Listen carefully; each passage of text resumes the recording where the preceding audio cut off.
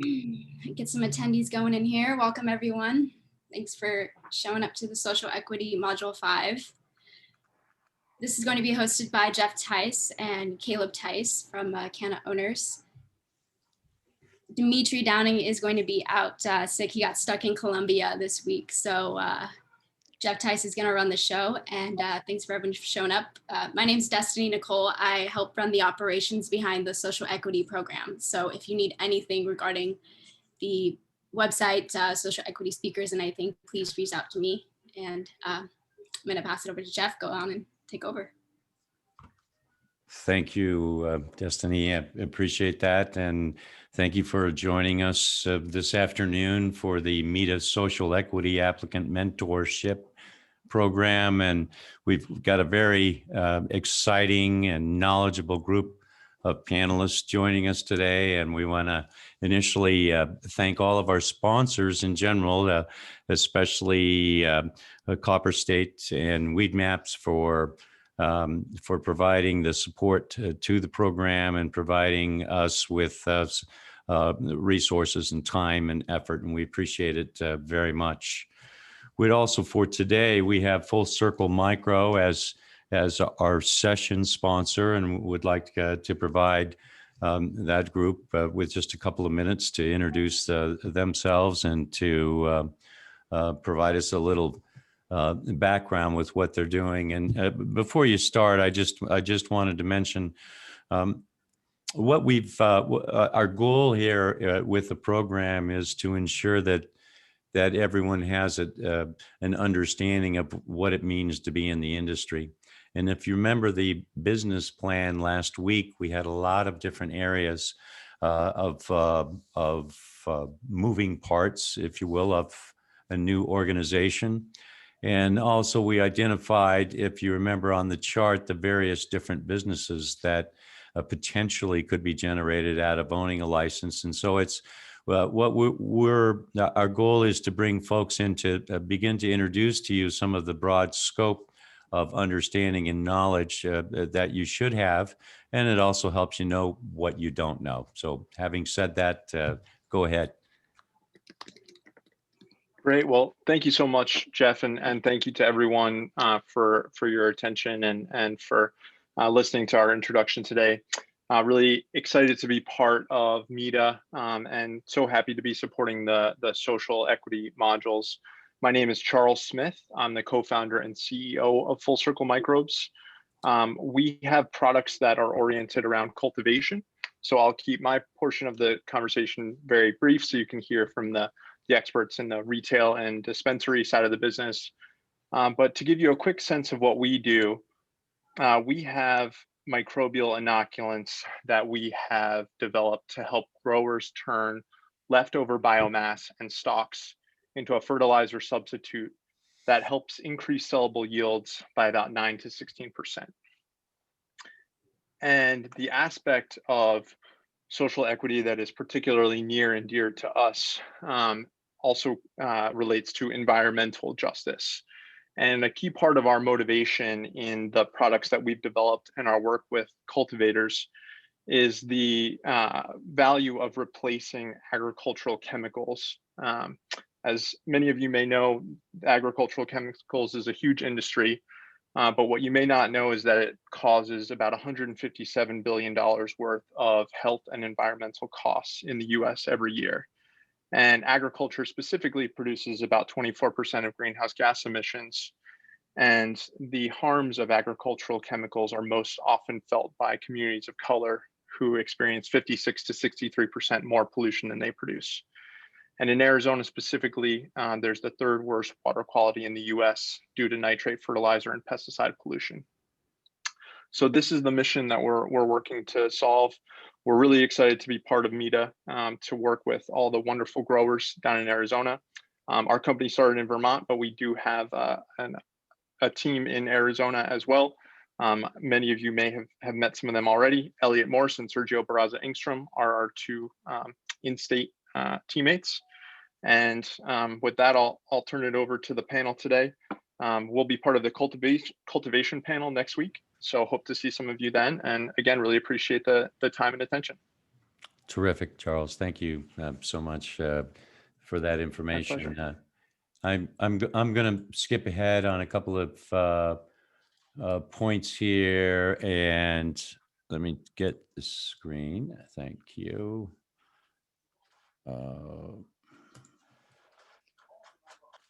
There we go.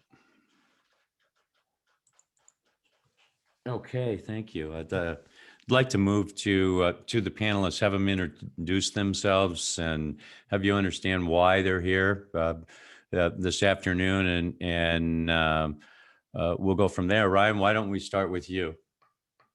Sure. Hi, all. My name is Ryan Fingerhut. I am the Director of Client Services for Global Go, which is an international cannabis business consultancy. I'm a former practicing attorney who's been in the cannabis space since 2014. I got started in Washington with the advent of I-502, where I became an internal compliance officer for a number of operations. Since then, I and my team have led up licensing over 150 successful licenses with a 99% winning track record in multiple states and local jurisdictions. Thanks. That's awesome. That is great numbers. So Impressive. make sure everyone, you'll get his email address to reach out. We're looking forward to hearing from you. Lilac, why don't we hear from you next, please? Hi, everyone. My name is Lilac Power. I am the founder and CEO of Giving Tree Dispensary. We have been open since 2013. We also cultivate, extract, manufacturing, retail, and wholesale. So we have two brands that are in the market, Kindred Capsules and Catatonic, and you can find us at about 60 stores in Arizona. So I'm looking forward to sharing the goods and the bads and the roller coaster of this journey. Lilac, how long have you been in the license holder? I got the license in 2011. Okay, so a lot of learning since then, right? A lot of learning. Okay, we're going to look forward to hearing from you. But Lauren and Jillian, would you take a moment and introduce yourselves, please? Hello, I'm Lauren. I am the CEO of Alt 36, and we do digital payments for the cannabis industry, but we have a very unique focus on focusing on our consumers and the different marketing aspects that we help drive traffic to stores. And I'll give it over to. And hello, I'm Jillian Christie. I'm head of marketing over at Alt 36, and just like Lauren was mentioning, we have a very unique focus on end consumers that 100% all kind of is laced through that whole consumer experience. So the retail experience is something that we play with every single day. So we're excited to chat about this and hopefully give some insight to all the listeners out there. Terrific. Thank you so much. And Susan, you've got a great background and experience in this field. We're going to look forward to hearing from you next, please. Thank you so much for having me. My name is Susan Huang. I'm the license holder and CEO of Jamestown Center. We also have vertically integrated licenses. So for dispensaries, best dispensary in Mesa, also the only dispensary in Yuma called Jamestown Yuma Dispensary. And our licenses are vertically integrated. So similar to what Lilac and other people have shared, we have licenses for cultivation sites, infusion kitchens, and extraction laboratories. I'm proud to share that I'm also the license holder in California, and I hope to share more, but that was a social equity license that I partner up with another person in LA and also Desert Hot Springs. I actually applied for 10 social equity applications in Illinois and got 0. So I really look forward to sharing my success story, but also want to focus on, what the challenges have been and also somewhat of a failures, but failures don't have to remain as failures as long as you leverage them and do it better next time. So look forward to connecting with all of you and sharing our experiences and knowledge. Thank you for having me. Thank you, Mira, for putting this together. Oh, wonderful. It's very instructive for all of us to look at others. We'll call it, I never view not getting the application or getting the license as a failure, because there's a lot of victories and things that you as a team, you learn more about yourself professionally, and you've got a number of successes in those arenas. And also we'll look for your feelings maybe a little later on when things didn't go your way so much. So that's looking forward to that. That's awesome. My default was not having Ryan Fingerhut for Illinois licenses. So I've learned my lesson. Well, right. I took notes on that, those statistics. Wow, that's pretty impressive. Hello, Andrew. You're on mute. You're on mute. I think it's on there somewhere. There you go. I am unmuted. Thank you. Well, that's Andrew Provencio. I'm also an original license holder of Untamed Herbs, is the dispensary that we own, along with Pam Donner. I have been a dispensary owner since 1981 also. I was retired from the Anchorage Fire Department with a career of 30 years. And I am Native American, so from a social equity standpoint, I think that's pretty good. I spent 30 years in the Anchorage Fire Department and 25 years before that as a kind of a dependent in the military and going to college. And we have several brands. At Untamed Herbs, we have Uncle Herbs, we have original concentrates, we have gel cap concepts. So we have many depositors, we have quite a bit of stuff, extraction, grow, across the board also. And we're trying to apply for some of the backfill licenses. And then also within our group, we manage Sholo under receivership. So that's where we're at. And I think this is a great program. I really like the opportunity, and thank you. Well, thanks, Andrew. And a side note, I've known Andrew a number of years, and he's got a lot of experience with just I'll call it day to day, and some of the things that work from top to bottom on a dispensary and license and various business lines. So it's we're really honored to have you joining us today and to look at to hear of your insight. And did Pam had mentioned she might be a few minutes late? Is I don't see her on. Am I missing it? Nope, I'm not. I'm fine. Pam will join us a little bit later. But yeah, she had some receivership duties that had to do with Sholo, and was unable to attend the beginning, and maybe we'll get on later. Thank you. Right. For those of you who don't know, receivership duties is it's a type of business where when you're planning and your execution of your business plan, or you have partner disputes, or the business just isn't working quite so well, the courts will appoint a receiver, or we'll call it a management team, to come out and ensure that the business survives while the partners work out their differences. And Pam's been involved in that particular expertise for a number of years, and is specifically focused in cannabis. Go ahead, Andrew. Point there, the way I met Pam Donner was my company went into receivership, and Pam Donner was the receiver for quite a while. And after that was resolved, we became partners. So thank you.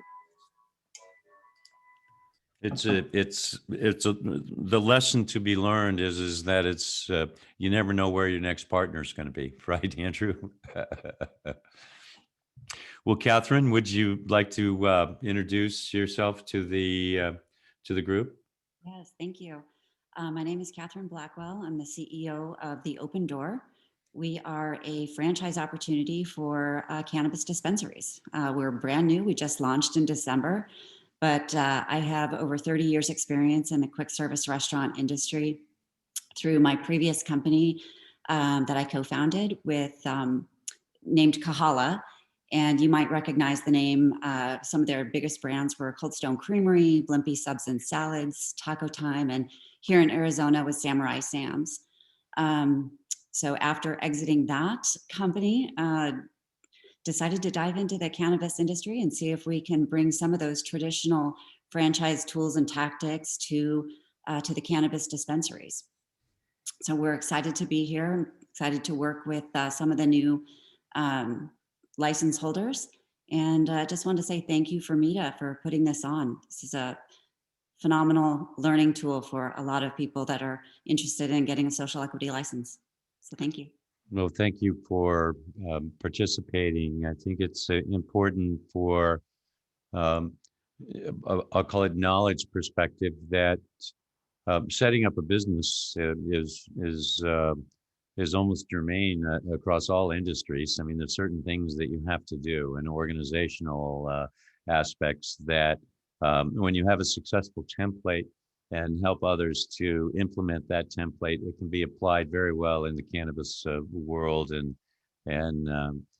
from my own experience, to give a quick one, and then Dr. Humble, you're up next, sir. It's always great to see you. So just to say how do, but initially, right after I received my license, we didn't know what to do. We didn't know what to open and organize. And the first doorstep we were on was Forefront, which is a larger multi-state operator, which back then, since there weren't multi-state operators, they focused in on training and development and almost a franchisee model that was quite successful for them. So there's a lot of applicability with the skill set and design and setting up a business that everyone here will be able to take advantage of with your knowledge. So thank you.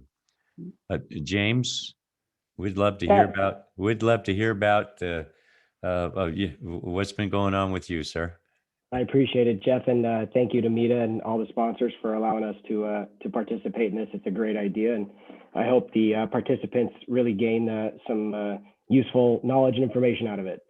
My name is James Christensen. I am a co-founder and COO of Territory Dispensary. I've been involved in the industry since 2016. I tried actively in 2011 to win one of the licenses and was not one of the lucky winners, but stuck to it and kind of found my way in 2016. We now operate 3 in the East Valley in Phoenix, and we are fully vertical. We have a couple subcontractors that utilize our grow rights as well as our own cultivation, extraction lab, and kitchen and processing. So I've been involved in every aspect of the business from start to where we are today. So it's been a great experience, and I'm excited to share with everybody.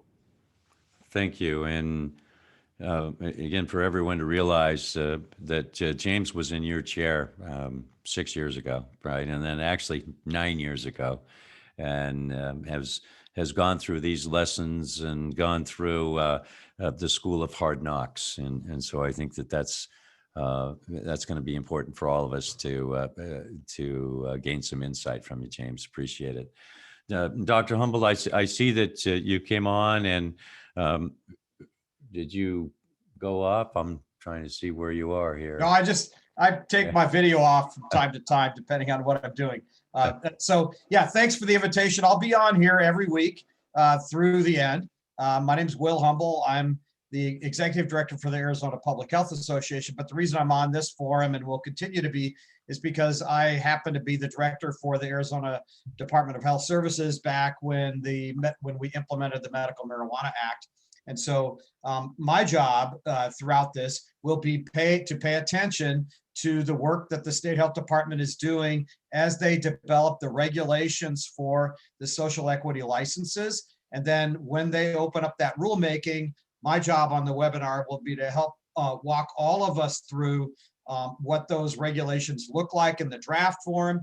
And then I also will be doing some advocacy to try to encourage the department to make decisions that are, or maybe they'll come out with a good set of rules and I won't have to do advocacy. I'm anticipating that we'll need to do some advocacy to make sure that they're staying true to the intent in the statute that the voters approved, that these social equity licenses are really tied to helping the people that they're intended to help and not other people. And so we'll be doing that advocacy and helping all of us understand what the draft and then eventually what the final rules look like. And then I'll be available to give pointers as folks decide that they want to put in applications for those social equity licenses. Thanks. No, that's awesome. Is there any whisperings about when we might see a first draft yet, or are we still just so far? Yeah. So those of you that are new to this, the statute that the voters approved did not make the Department of Health Services have a deadline. There is no deadline to force them to finish these regulations. And so we're at the mercy of the department for making sure that this is a priority for them to develop these rules.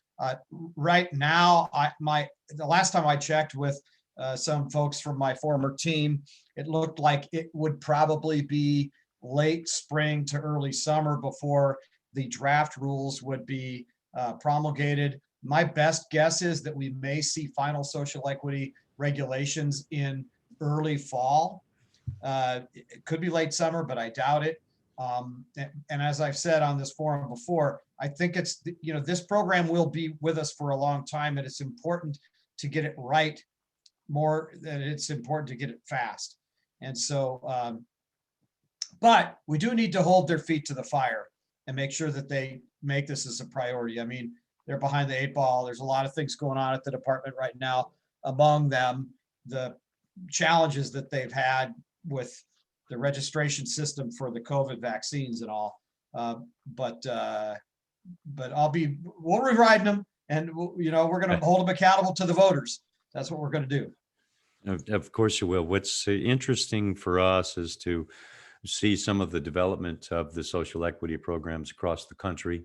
We've been able to meet with a number of different states and some national cannabis organizations, and to talk about, brainstorm, where's the program going, what are our goals and objectives. And one of the goals and objectives that or is not a goal is that we're not trying to necessarily define or justify or clarify a particular policy. If there's a policy, what we want to be able to do is help the policy be successful by having successful business owners and license holders. That's the whole key here. And so your help, Dr. Humboldt, certainly by filtering what's coming out of the capital or the capital region, as maybe, and helping us to prepare for it is great. Just to summarize what you said, I want to make sure that everyone keyed in for a moment, is that the regulations, we're expecting a final, I think you said sometime in late summer, perhaps August, September, which means that it impacts what we're trying to do here from an education perspective, because if we look at the timeline and the number of courses, as we proceed and get further into April, we'll have some decisions to make on, extending some of the modules. We have some drill down modules that are also that we're looking forward to experiencing, meaning we didn't talk about some specifics of, for example, finding a location. Well, we've got some industry experts in that particular area that we're going to bring in back in April or May and review it in more detail. So we have some time to learn. We have some time to go through the modules and to take to heart, I hope, the information of the experts, and start to lay out your plans. Because if you wait until the regs are finalized, the regulations are finalized to develop your plans, you're kind of too late. So you got to do it, and hopefully the panelists will share some of that information. Okay, I'm going to do just one really quick housekeeping here. And the reason I'm doing it is some of you are new. We've looked at the list. We've got some different participants, and we want to make sure, just as sort of a summarization, where have we been in this journey that we've gone through? And we're in workshop number 5. we have gone through the opportunity history, regulations in general. So we're building on those things. And if you remember in structuring your deal, we talked about a business plan. And today we're going to, there'll be a section on your business plan. How do you pick out a site? What are procedures and things such as that? So our goal here is to provide a little additional insight into that. And I think you can see the agenda. We've gone through introductions, customer experience. There's a couple more on introductions that I wanted to make sure I hit. And Dr. Dobra, are you on today?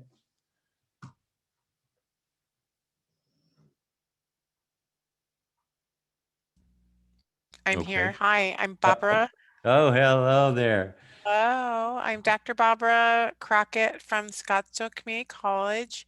We are so thrilled to be in a partnership with META, and where META sort of gives everyone the overview if you want more information and to get trained, and especially for social equity piece, which is mandated by many adult and medicinal use states. Come to Scottsdale Community College. We have online classes, and we're happy to serve and be a partner with META. Thank you. Thank you. It's pretty important, almost a major milestone, I think, to have a institution, educational institution involved in the cannabis world, and to be developing curriculum as really from the ground up, and developing into the evolution of having a certificate program, as you had mentioned earlier, that provides a good background in this industry for those looking for career change, those for looking for a little foot in the door.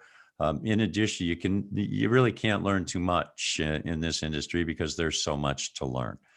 And we're really, really happy to have a great institution, Scottsdale Community, as participating and approaching this from how it can help the community as a whole to educate, train, and provide great career paths for people in this field. So thank you. Okay, I think I left out just is Paul on, and then Caleb? I'm here. So I'll go ahead and introduce myself. Hello, everyone. I'm Caleb Tice, COO of Canna Owners. It is my own small boutique consulting firm. I'm a former licensee, actually, along with my father, Jeff. We were in the original batch in 2011, 2012 in Arizona.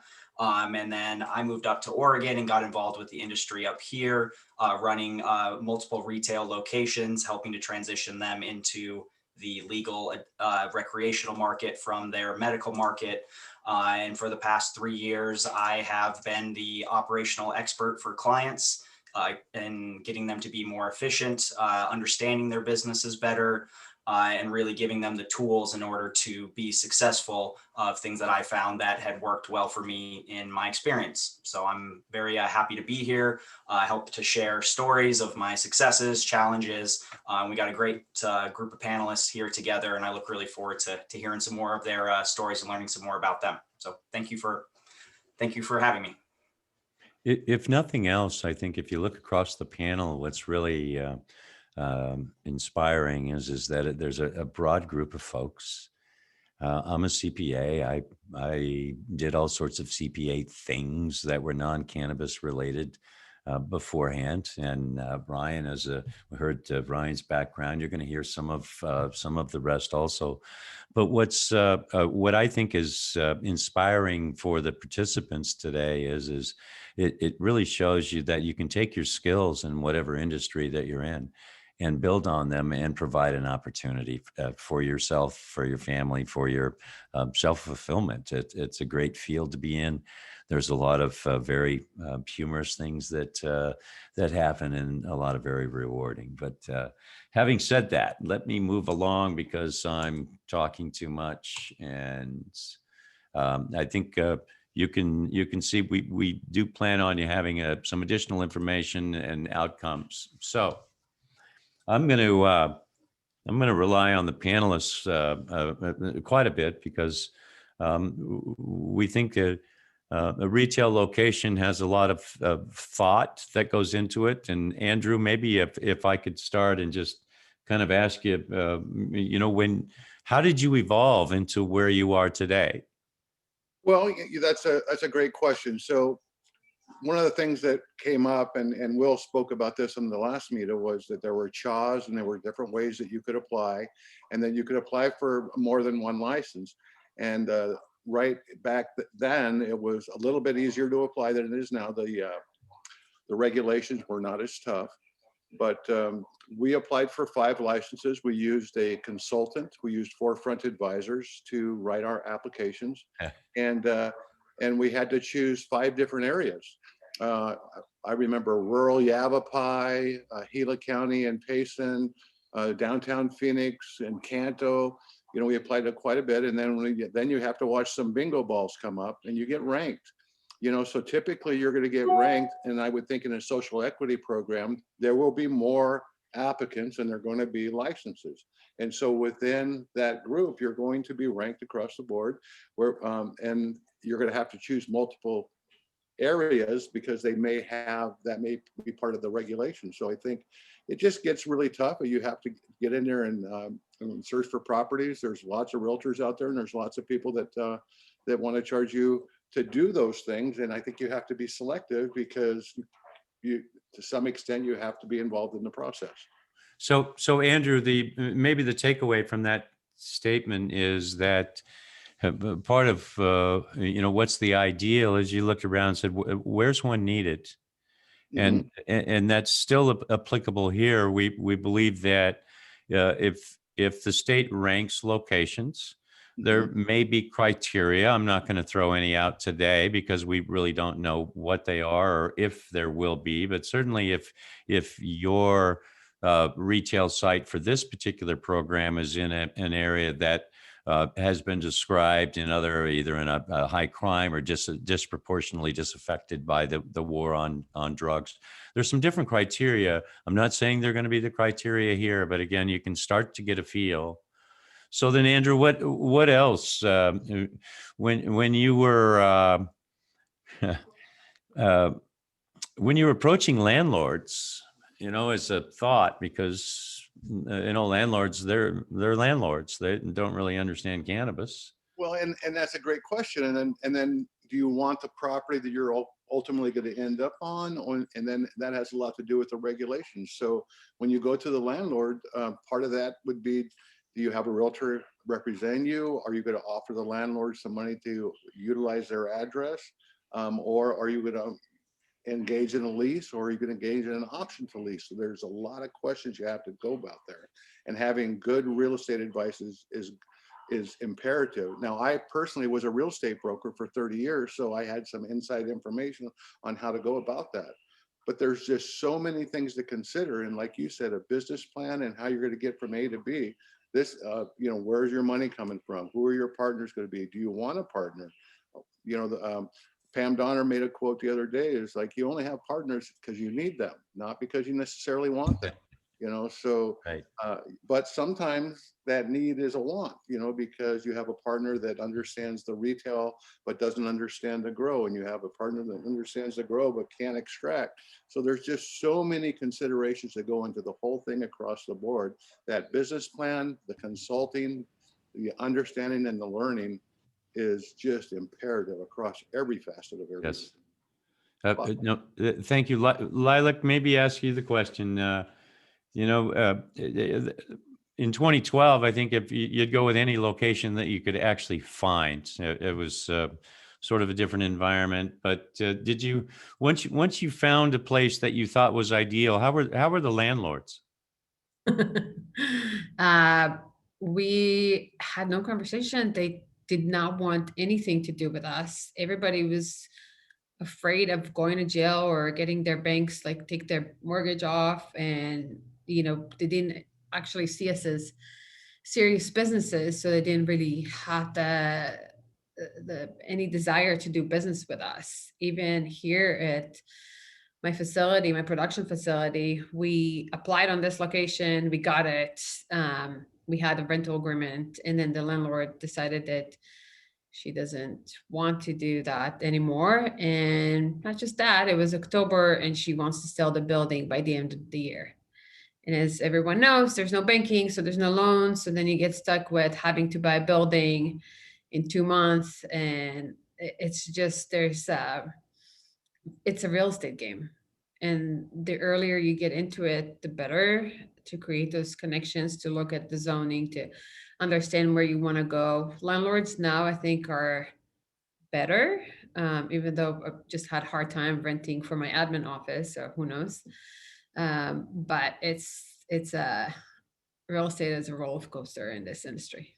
Right. So what you're saying is, I mean, within our respective group here, we've normalized cannabis, and when all of you are going, whether it's from an electrician or the city or your landlord, we should be sensitive to their paranoia, for lack of other terms, and some of it real, I might add, because, and I'll bring in my own CPA experience in working with bankers and working with the government loans, SBA. Specifically, is that the federal government has threatened to foreclose on properties that come under Schedule 1 control. So it's the landlords. One of the factors for landlords is really, do they own the building, or do they, have a loan down at Wells Fargo that may have a problem with the building?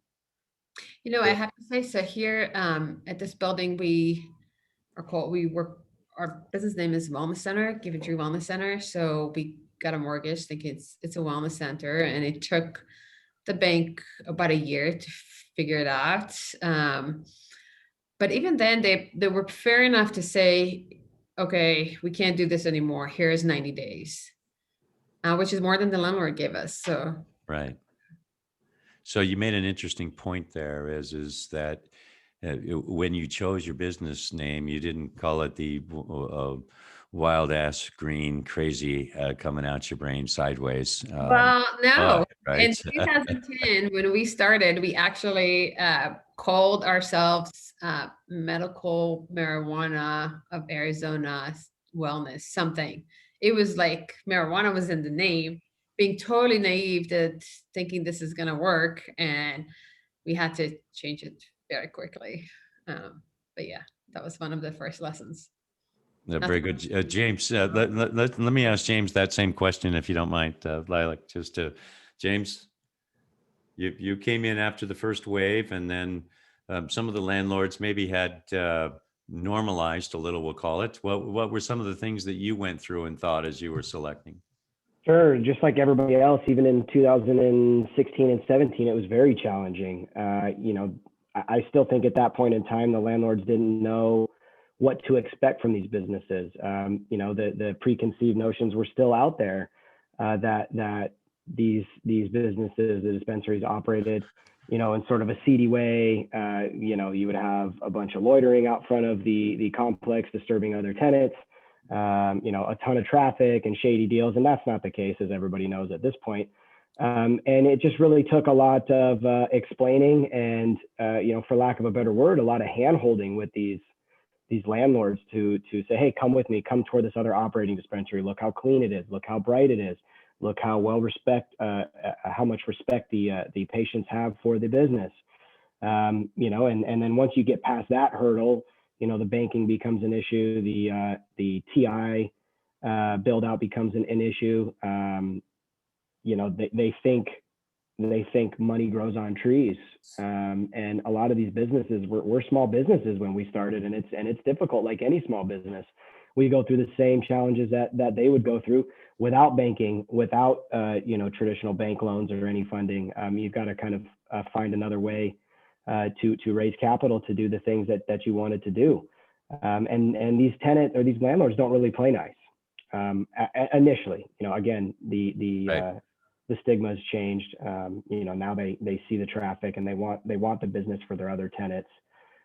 You've got to be prepared to pay, two times market rate. The marijuana, these locations. The marijuana premium, is that what you're saying? Absolutely, there is a real marijuana premium.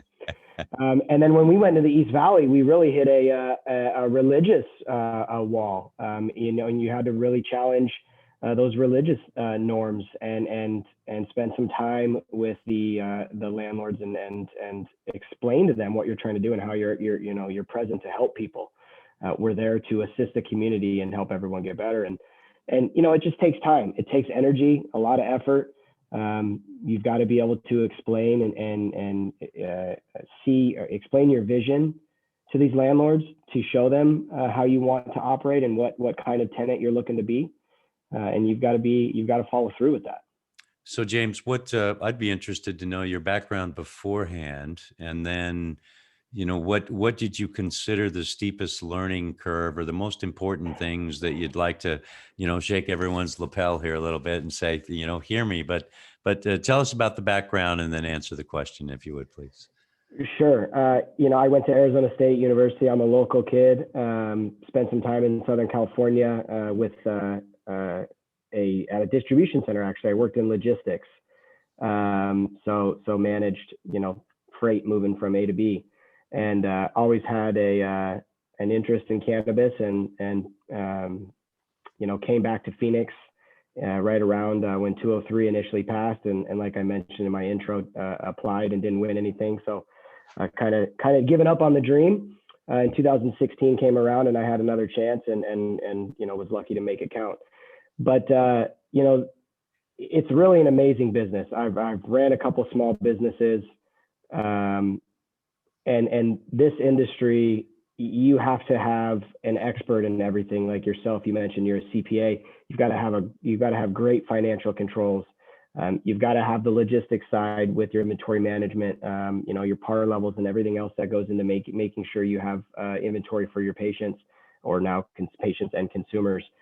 You need to have a real estate background. You've got to have a good legal team, or at least somebody to lean on to make sure your contracts and everything, the legalities are all dialed in. Compliance. You know, you learn so much about so many different aspects of business that specific trades traditionally don't get to touch. So, you know, having that well-rounded, you know, now 5 years later, that well-rounded vision and, you know, business management, for lack of a better term, has been amazing. It's you know, you've got to partner with the right people that bring other skill sets that you don't have to the table. Well, let me shift over to Ryan for a moment, Ryan, because you've served in a variety of roles, and I still have my notes over here on those percentages and the great success you've had. But when you're developing not only the plans, but I know you've been involved you know, throughout we'll call it life cycle of these businesses. Talk to us about some things that go through your mind. We've heard some different perspective. I'll call it the James, you were kind of like me. You know, we put together the application and that was it. But Ryan, if you'd like to share. Sure. So it's kind of a little bit counterintuitive, but oftentimes what I'll tell somebody who's just getting into the industry is you want to kind of plan for your exit strategy. Where do you want to be in 5 years? And design your business model based on that. I think everybody here has given some really good advice. You don't want to try to have to come up the learning curve yourself if you can avoid it. You want to find a team, partners who already understand what you don't know and concentrate on what you do know. For instance, real estate agents who understand how cannabis real estate goes, you know, legal partners who understand the nuances of cannabis. You know, Jeff here made a great point. You want to have a good business plan, and normally I think that's probably one of your first steps, is to kind of understand your goals and then create a business plan, and that will give you a lot of what you need, tell you how much money you need to raise if you don't have it already, tell you what kind of skill sets you might need on your team, tell you what type of property you might be looking for. I mean, there's a lot of things that are going to be standard for any type of property that you're looking for, power, location, especially for the retail, things of that nature. But if you want to focus on one particular part of the business versus another, that might help direct you as to what kind of real estate you're really looking for and what kind of premium you might want to make. And then I think there were some other things. You also want to be kind of strategic because the cannabis industry comes with so much baggage, because there's so much stigma out there. One of the things I always suggest that Lilac had mentioned, you don't want to put cannabis or marijuana in your name.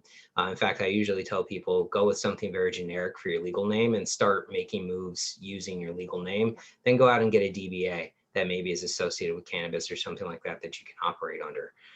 But you want to be very thoughtful about how you approach this business, and very strategic, because there's a lot of pitfalls. There's a lot of really great, exciting things, but it can hit you sideways in ways you don't expect. And so the more you can plan and the less that happens to you, the better. Thank you.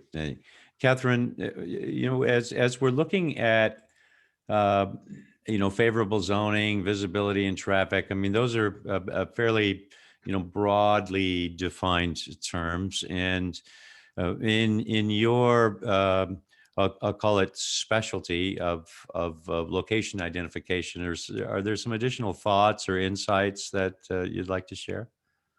Well, I agree with what the other panelists have said. You really do need to get professionals behind you and supporting you, because there are so many pitfalls. I highly recommend getting a real estate agent who's has experience in cannabis, knows all the zoning and permitting. There's obviously my partner with Brian with zoned properties is an expert in that whole field. But and the space is limited, so obviously a standard retail location that might be a prime space, you may not have that opportunity because of the zoning. But obviously the high traffic centers and easy ingress and accessibility is always key. And I do want to just jump on one thing that that Ryan was just talking about, and some of the other panelists were talking about.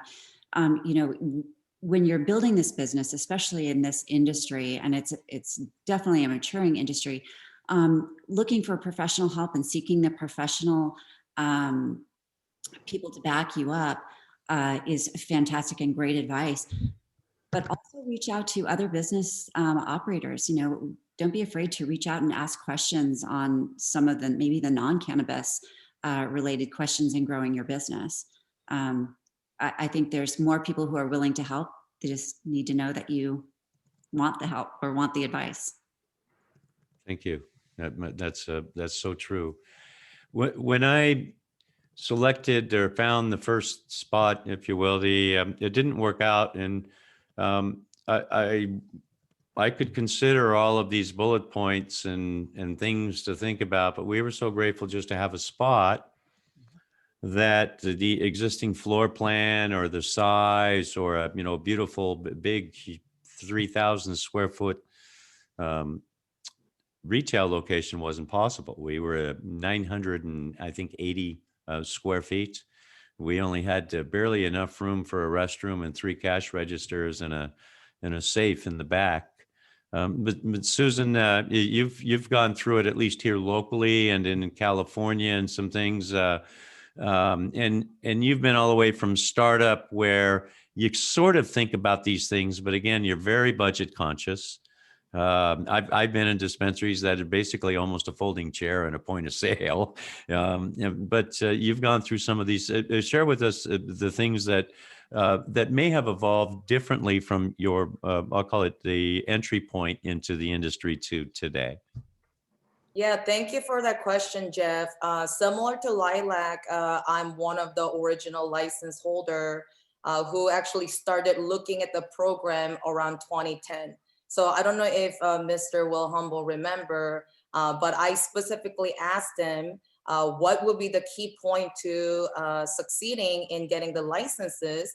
And Mr. Humble said, go where nobody wants to go. So actually, me personally, back in 2010, I prepared for 6 applications, all in remote areas. However, I think some of you remember, right before the application program opened, former Governor of Arizona, Jen Brewer, filed the lawsuit against the program, which actually I was very happy about because it bought me another 1 more year to actually prepare. In that process, 2 of the proposed locations actually fell through. So long story short, I ended up applying for 4 applications and ended up getting 2 licenses, which are all under Jamestown Center Inc. And we are vertically integrated.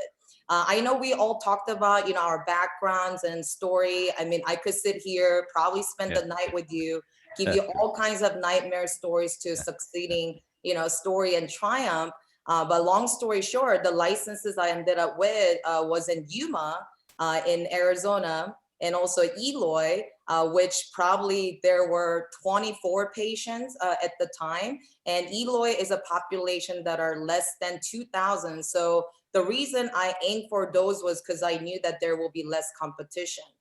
In Yuma, strategically, which I had no part of, but because of the city council's adopted ordinance, there was pretty much no parcel in entire Yuma that was going to meet the zoning ordinance, nor the the distance requirement setbacks from school, church, and the city code. So long story short, that 1 year of a delay helped me to actually locate a parcel in Yuma. And I may be sharing too much, but I actually want to share these raw stories so that those of you who are thinking about the social equity, you must know that this is not an easy thing. And I've had realtors before, but long story short, even my existing, property in Mesa that you see, Best Dispensary, it's about a 30,000 square foot building in Mesa, McAuliffe's and Higley, and it's vertically integrated. So I got all the permits, including the retail dispensary, infusion kitchen, and extraction laboratory upstairs, because the building actually size is very immaculate. So we were able to double deck the property. And so we have an on-site grow, kitchen lab, and dispensary, which is the background that you're seeing. But please know that before I built Best Dispensary Mesa, I had to suffer in Eloy, Arizona for 3 years under medical program because the license was not transferable. So after 3 years of losing money, so basically I was running dispensary in Yuma, barely making $1,000 a day because Yuma is a southwest corner, border of Mexico, border of California. Therefore, the street dealers had more inventory than I did. And because I started this industry literally with no money, zero money, my backgrounds are in biochemistry, microbiology. As soon as I graduated from ASU with those degrees, I was actually in a government contracting business dealing with a virtual pharmacy. So the high regulated to inventory and the medical marijuana program, it kind of reminded me of pharmacy. So I didn't mind the high regulation part. But then the fact that there was no funding available, that was a struggle. So long story short, dispensary in Yuma doing a barely 1,000 a day, I'm having to use that money to not only get products, but also pay bills for Eloy as well. So my life, some people know my story already, but for about 4 years, my life was no meetup, no networking, nothing else except for just leveraging that $1,000 a day to drive to Phoenix, probably got less than a full pound, 3 strains in quarter pounds each, and then go to Eloy from Phoenix, drop off probably quarter pounds of it, and taking the half pound back to Yuma just to do the same thing over and over. So my life used to be driving 8 to 9 hours, working 10 to 11 hours. So please do not only look at what I have now or what I have built and some of the panels here, what accomplishment, licenses, properties that we have, and say, hey, the moment I get the social equity license, I'll be loaded, I'll be multi-million billionaire. We're gonna roll up and roll out in public market. I think that's the wrong approach. What industry that where you start and immediately you start generating actually profit? I've never heard of that. And even companies that buy into licenses by spending this, 40, 50, $60 million and buying vertically integrated licenses, when you start a business with that kind of debt, you're gonna be struggling, few years, because not only you have to pay back the money. I mean, if you're family or, you have the backing, that's great. But some people have to go out there and get the investors or loans. And for you to operate the business and pay back, that's going to take a while. So some of these results that you guys see, this is a byproduct of 10 years of hard work, a lot of hustle. and grinding. And let me tell you about that Yuma story. Only parcel that met, the landlord who actually had this 1 acre of dirt was so greedy. And the moment he found out that I was applying for the license, he actually was negotiating with me for 14 months. And then we executed the lease agreement literally 6 weeks before August 7th of 2013. Why? Because he knew that if I didn't get the approval to operate from Arizona Department of Health Services by August 7th of 2013, I may potentially lose my license. So that with the property that I zoned, that he was going to, recoup that license once I lose it. And so we were negotiating back and forth. Long story short, we agreed on the ground lease.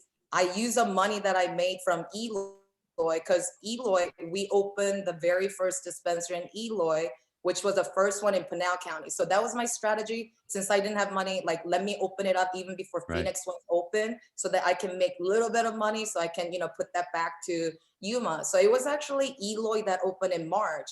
And then August, that's when I opened Yuma with a little bit of money that I made in Eloy.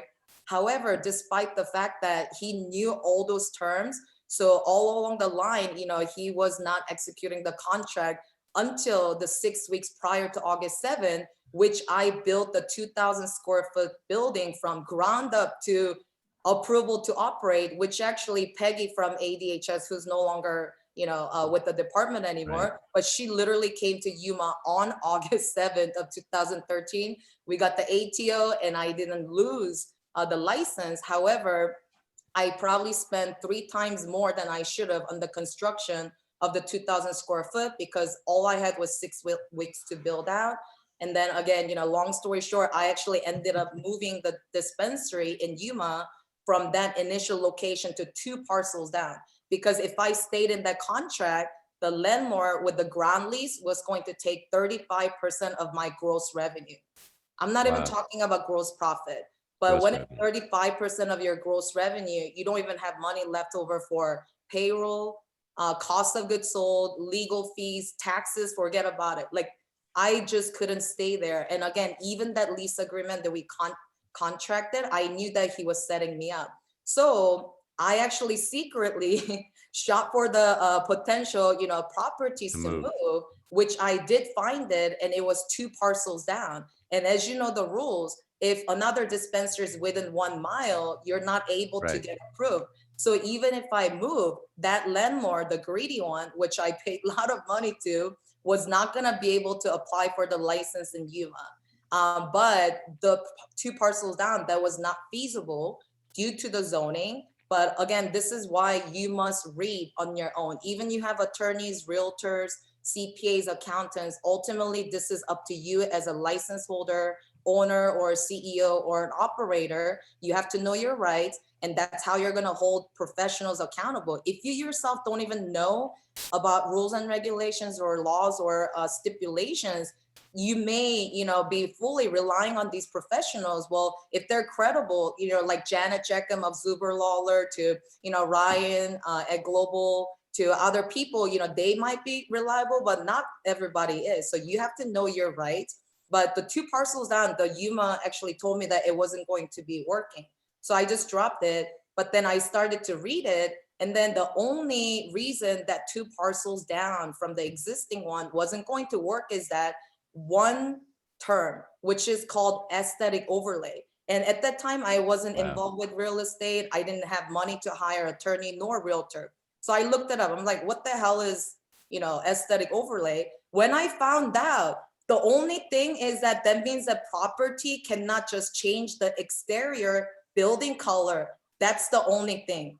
Nothing serious, no daycare or church conflicting. So what I did was that if I apply for it, I knew that there will be, pushback from the city council. So using the existing property owner's name, and which I coached her, we went through a public hearing, and all she did was remove aesthetic overlay, meaning anytime we want to change the building color, you just have to get the permission from the zoning. And once we were granted, I was able to get the special use permit 2 parcels down. Overnight, we moved the dispensary from the initial location, to the one that's more feasible. And long story short, there have been many other instances. So Eloy one, that's the second location. I ended up moving that to Phoenix. We did a third-party management system. And Right. meanwhile, what I focused was that actually finding properties for other license holders. So because of NDA, I cannot talk about it, but there are at least 3 dispensaries where I helped them to move from the remote location to Phoenix.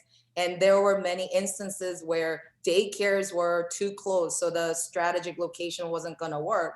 Well, I visited the daycare, helped the dispensary owner to buy up the daycare, so there was no longer daycare there. And also we did some variances in Phoenix where there was a location, we were conflicting with 7 different variances, meaning church was too close, residential was too close, daycare was too close, and there were other terms. I knocked on thousands of doors of these houses in Phoenix, got the signature from the homeowners and tenants, and then we apply for the variances. And again, long story short, we got approved. So the funny thing is that even I've been doing that for money and to help other companies, and also use the revenue to supply my own companies, dispensaries, grows, and kitchens and labs. The Mesa property, I found it because I was pumping gas next door. And then when I Googled it, it was not even on the listing. But when I just Googled it, actually, it had no conflicts whatsoever. Church was 550 feet away. The school was 25 feet just outside of the setback or the parcel, the map. So the next day I actually applied for it, and 3 weeks later we got the permit from the city of Mesa, and they agreed that according to our surveyor's report and then whatever we submitted, that there were no conflicts whatsoever. So Wonderful. what I wanted to share is that it's not an easy thing, but if you are determined, you're going to find your ways. And just because church is there, just because school's there, because residential's there, doesn't mean it's not gonna work. That's when you get involved with the zoning attorneys or applying for variances. But I just really want to encourage everyone to pursue what you want, but know the risk that you're getting into, and that it is not just all about money or making money is easy. I'm pretty sure, some of you are already familiar, but by being a cannabis company, even though we're licensed state-wise, we're subject to 280E per IRS code. So if you're the operator owner like me, myself, who care about the rules and pay all the taxes according to 280E, potentially you're paying about 65 to 75% of your retail revenue, because nothing can be written off except for the cost of goods sold that you spend. So know your risk, but I'm very excited that all of you want to be a part of social equity, and I'm cheering for you. It is possible. It is possible without the money, but not all money is good money. I had to pay back $300,000. It took me 8 years to pay back. Even after I pay back plus 300% of the interest, some people still challenge me in my position as a Class A board member, as a license holder. They wanted to talk about joint venture, which I ended up winning the case. But it is a very, very tough industry to be in, and you're going to be constantly be pushed and challenged. So is this worth it to you? If it is, then you're in the right game. We're going to assume that the beautiful facility behind you was not your first design.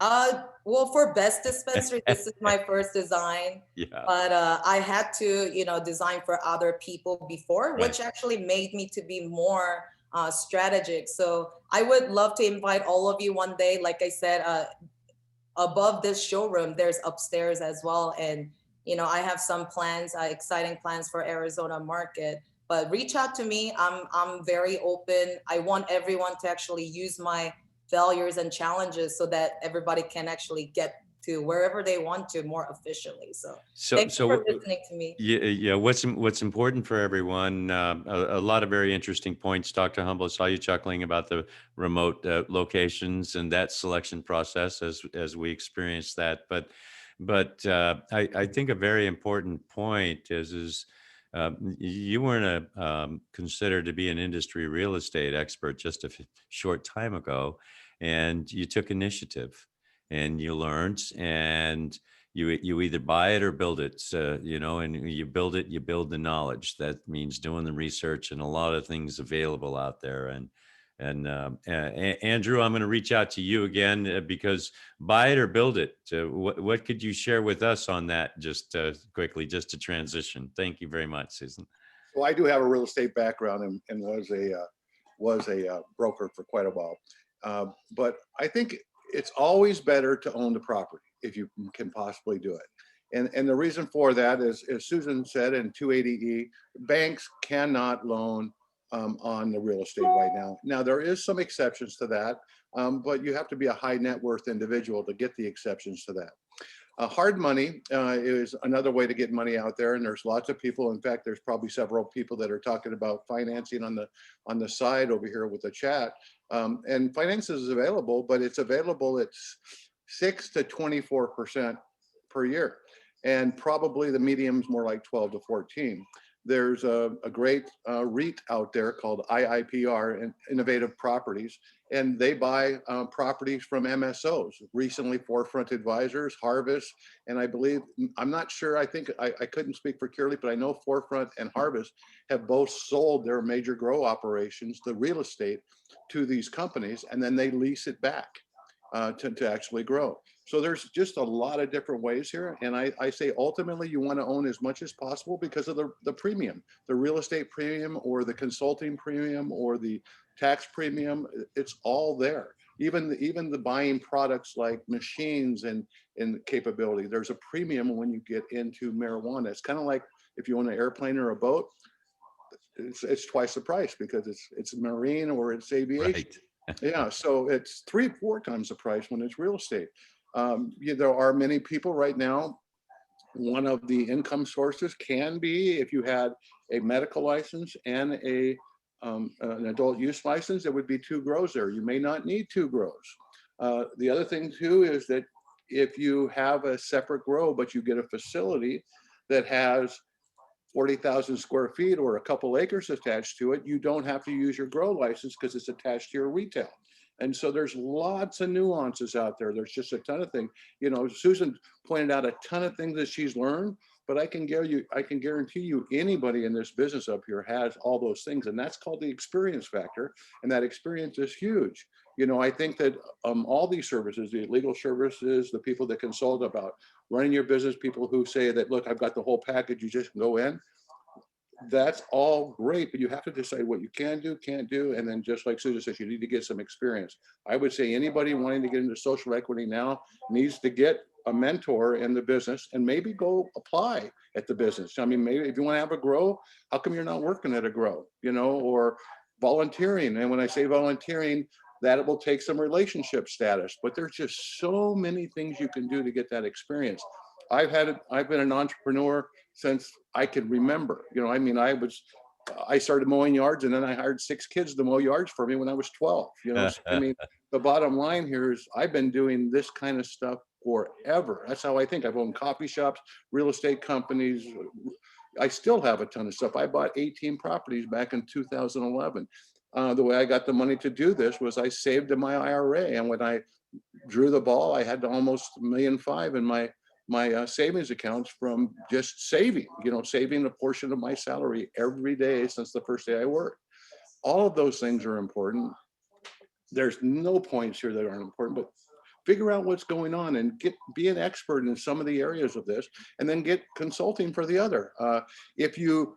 I know of a company recently that got approval in an area, kind of remote area in Arizona, where they got almost 60 acres approved to grow on. And after they got it approved and started beginning the building and the fencing and everything else is required, some people sued and now it's all shut down and they've got about $3 or $4 million invested. You know, and that's after approval. They've been approved. I mean, and you're like, well, how could they be shut down? Well, it ended up being some type of federal thing versus a local thing versus a school versus whether or not they were in the right county, but the parcel was in 2 counties and so many things to deal with. So I just would take what Susan said and just every item you need to be good at. You need to understand it. You need to understand the cost and where the money's coming from. So there you go. Andrew, I'm going to ask, everyone that started a dispensary. If you see on the screen, we've got, of course, you've got your your regulatory environment. Caleb actually, he pulled this slide together and found a beautiful picture of a nice dispensary. And I'm going to ask from a budgeting, and I'll say when I was in Tempe, right, we had about a 950 square foot space, and it cost us 200,000 to build that out, or about $200 a square feet. And I don't want you to give away any deep trade secrets or mistakes on that particular number, but it's going to vary when you're looking at finding a place. It's going to vary on your tenant improvements. What's your vision? You heard that Susan, that this was her third or fourth. It's incredibly beautiful in the background. But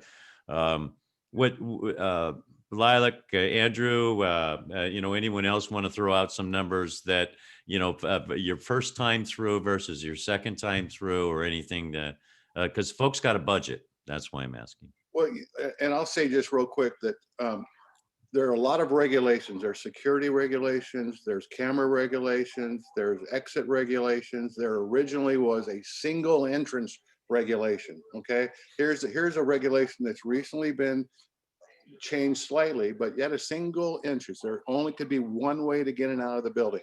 Okay, let's just say that you're selling a $500,000 product, $500,000 a month in product, and you're growing. All of that has to come through the front door. The soil, the plants, everything you get has to come through the front door, the same door that your patients were coming through. Well, how is that even possible? Okay, and so these regulations are very, very important, because it ends up where you have to erect these fences and all kinds of things. But now these are changing somewhat, and the single secure entrance is getting changed to more of a secure entry point. So every entry point has to be secured, but we can denote a delivery point versus a patient point. And so there's so many nuances of every regulation, and then where you're going from there. I would just say that everybody needs to be very, very careful, and you need to know what you're doing. There never should be, well, I think this is the right way. If you think it's the right way, you haven't done enough research, because you need to know it's the right way.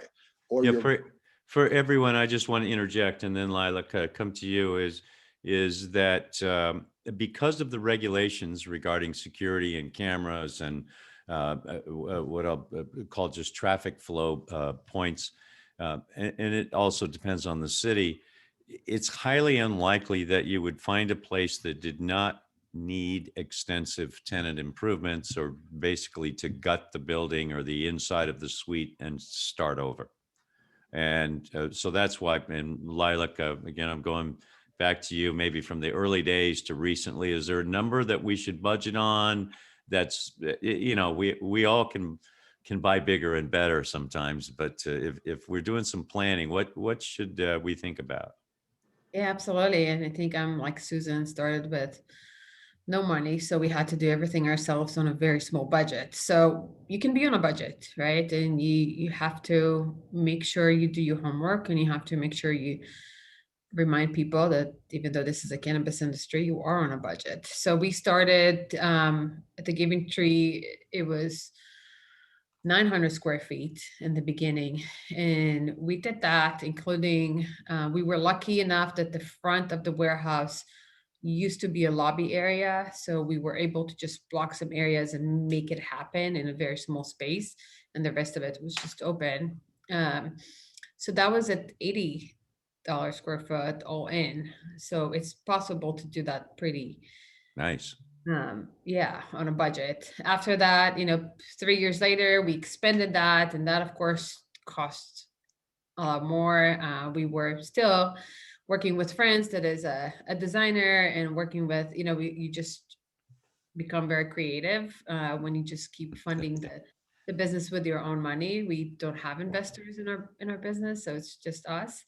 And then we just moved not even a month ago into a new dispensary, which is not an industrial area. Thank you. It took us a long time, and I have stories about that. But to focus on what we're talking about, this building is 2,500 square foot. It's a hard corner, used to be a Circle K, so you can imagine the space.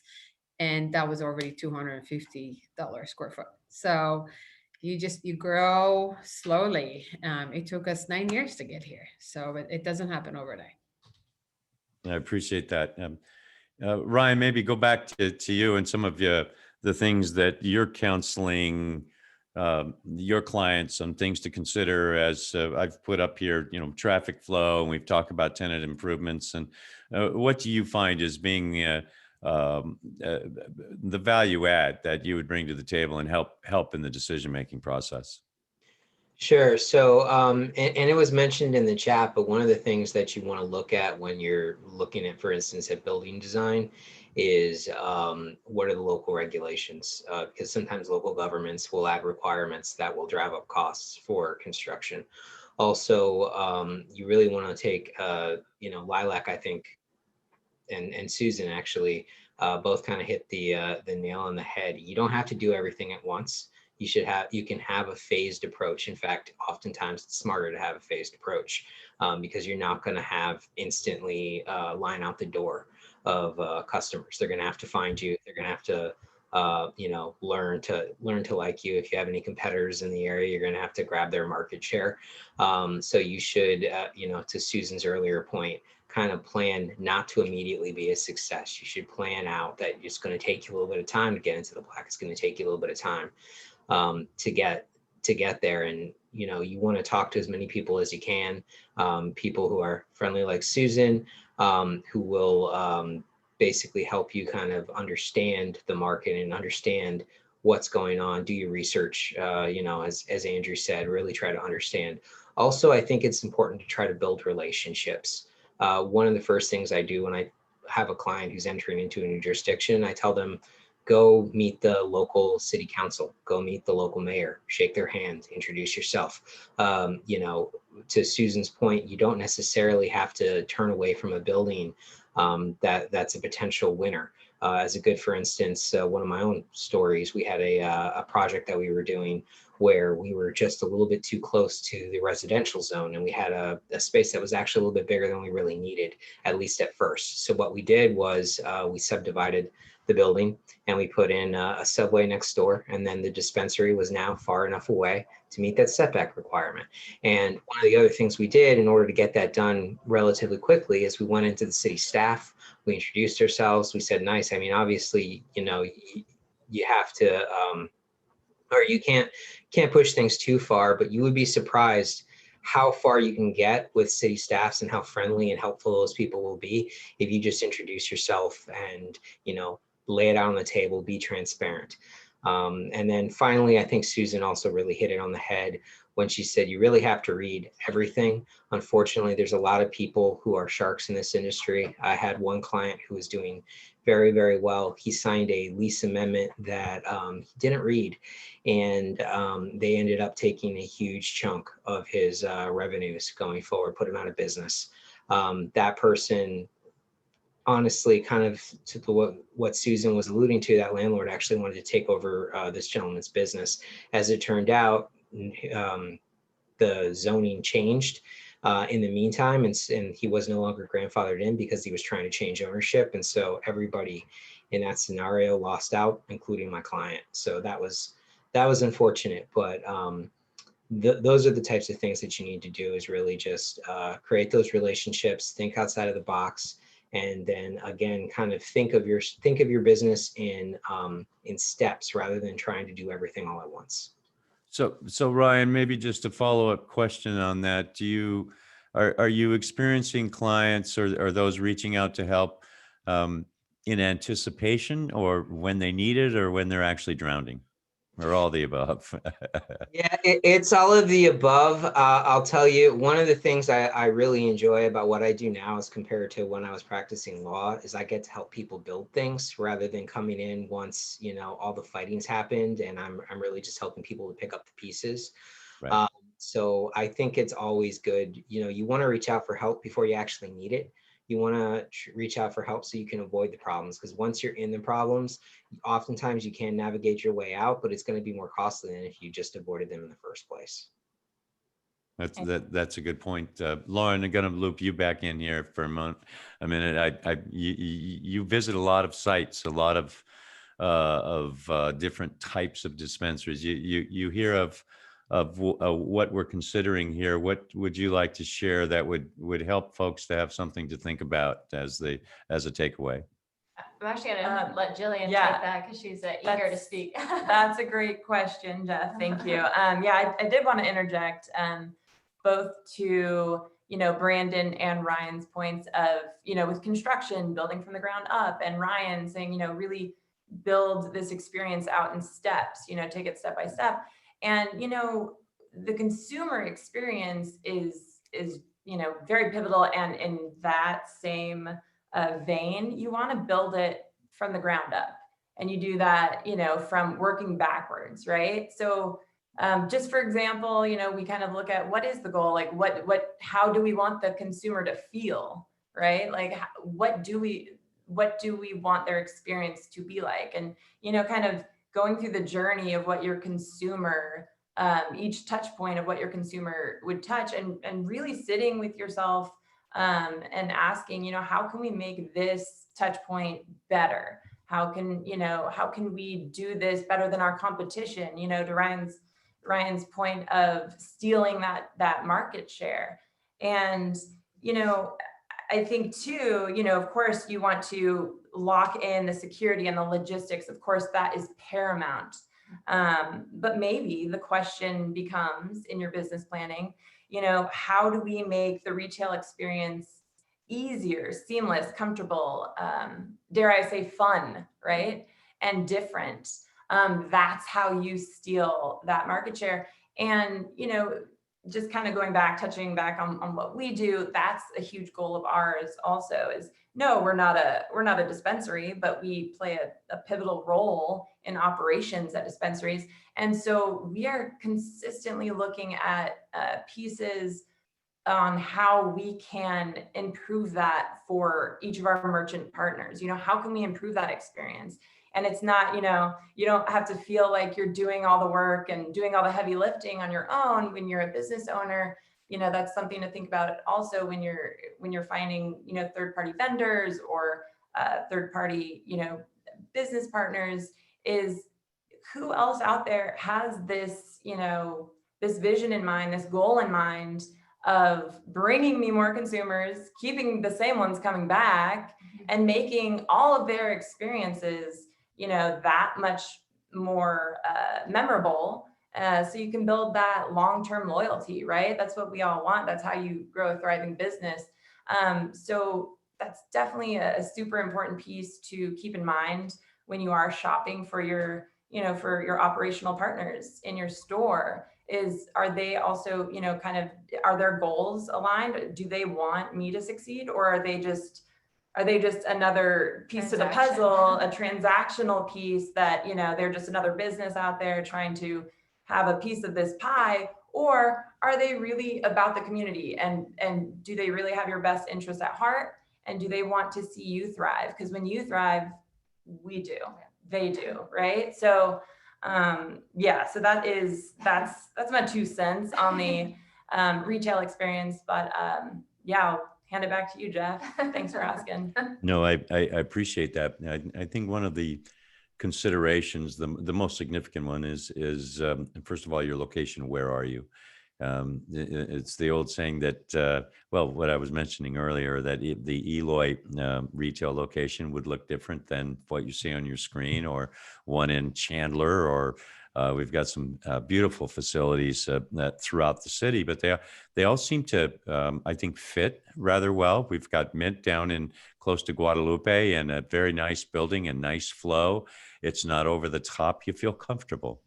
You feel, and I'm moving to that branding point there, because more than anything, branding can be something as simple as your own, your name, and the feel that you get customers coming in. I was speaking to a client of mine this morning, and this person was mentioning that some of his clients will drive 2 hours one way to go to that dispensary because of the experience. Oh yeah, that'll do it, right? Like when you have an experience that, something like that, right? You're even just saying it was easy, it was comfortable. Right. That seems very, kind of surface level, but it's actually like the psychology behind like humans, right? Why do we continue, with certain behaviors, or why do we go back to the same dispensary?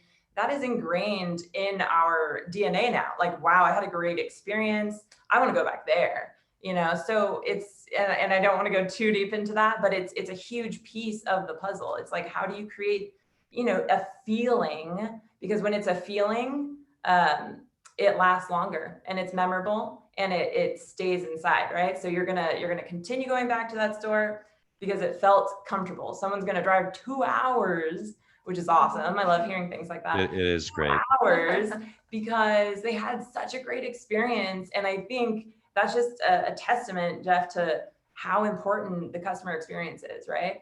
Right. You can cut your costs down, you can, you know, do more promotions and things, but it's like at the end of the day, like, do your consumers, your end consumers feel like they're a part of something, you know? So, and that's what, you know, that's what we do over here. We want to build community, and we do that by, you know, kind of tapping into your community and our community at the same time, and creating a space where they feel like they belong to something bigger than just, not a transactional thing for them, right? It's Right. You belong to a community now. You are in this space, and now, you know, you're going to continue coming back to Mint or Best Dispensary or what have you, because you belong here, right? So yeah, and consumer experience is just super paramount in the building out of your business. It's just as important. And of course, I come from like a super, you know, long marketing background, so I speak passionately on this, but it's just as important as the, you know, dotting your I's and crossing your T's. When you're business planning, you want to start with the end in mind. Like, what is that feeling, Jeff? Like, how do I want to feel? How do I want my consumers to feel when they leave the store, right? Right. So yeah, we feel it's just as important, and that's why we focus on it so wholeheartedly. And that's like our biggest key piece for anyone out there who, you know, everyone who's listening and either looking to apply or has already applied, wherever you're at in the beginning of your application and or build out journey of your business, keep that in mind. Like, who's gonna, you know, ask those questions? Who's gonna partner with you to do those types of community building things, right? Instead of just a transactional operational partner piece, you know? So just, it's just like everyone's been saying, there's so many considerations. That's just another one. It's who am I partnering with as far as like third vendors and whatnot, because that contributes heavily to your consumer experience. Thank you. I want to remind everyone why we're visiting this is that part of your application first phase, more likely than not, will have a section regarding operations, regarding what we affectionately call policies and procedures that outline what you're going to do as a business. And one of the ways you can get that expertise is to go out on the internet probably and do a search, but also is to listen to what people have, the industry experts have developed over time, and some of the things that they consider as they're putting together, I call it the conceptual framework of how your company is going to operate. The things that I've noted up here, customer flow, sales floor, at this time frame, they're considerations. And you need to think about, can you really exist in a 600 square foot building? Or as Susan's pointed out, we've found one that's 5,000, and oh my goodness, what are we going to do with that rent? Because we don't need all this space. So there's a lot of things to, you know, to panic about a little bit, but the business plan and your budget is the first thing that would come to mind. Let me move on to the next a little bit here. Maybe the question, Susan, how long was it before you developed a loyalty program? Is that something that you put much thought into at the business planning stage, or everywhere we go, somebody wants your email or your phone number, right? So how did you evolve into some of your programs? Yeah, thank you, Jeff. Like I shared, you know, there were many years, first 4, 5, 6 years, I couldn't offer discount or even rewards points because I was busy paying employees and paying for the cost of goods sold. The store can be open, and some people don't really realize, but business, it's not a business if you're actually not generating profit.